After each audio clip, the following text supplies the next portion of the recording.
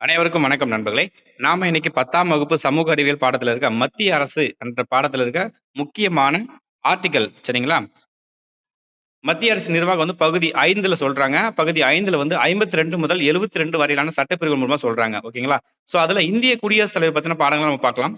இந்திய குடியரசுத் தலைவர் சட்டப்பிரிவு 53 படி தான் குடியரசுத் தலைவர் நியமிக்கப்படுகிறார். சட்டப்பிரிவு 77 படி வந்துச்சுன்னா, ஆ மத்திய அரசின் ஒவ்வொரு நடவடிக்கையும் குடியரசுத் தலைவரின் பெயராலேயே மேற்கொள்ளப்பட வேண்டும். ஓகேங்களா? சட்டப்பிரிவு 72 என்ன சொல்லுது அப்படின்னா, ஒருத்தருடைய தண்டனைய ஒத்தி வைக்கவும், தண்டனையிலிருந்து விடுவிக்கவும் முடியும் அப்படின்னு சொல்றாங்க. சட்டப்பிரிவு 53ல 2 என்ன சொல்றாங்கன்னா, மத்திய பாதுகாப்பு படையின் தலைமை தளபதி என்ற அதிகாரத்தை குடியரசுத் தலைவருக்கு வழங்கியுள்ளது. ஓகேங்களா?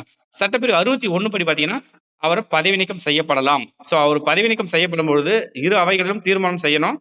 அதே போல பார்த்தீங்கன்னா, 4ல 1 பங்கு குறையாம ஆதரவு குடுக்கணும். ஓகேங்களா? 4ல 1 பங்கு கண்டிப்பா ஆதரவு குடுத்தா மட்டும் தான் குடியரசுத் தலைவர் பதவி நீக்கம் செய்ய முடியும். Okay friends. Thank you.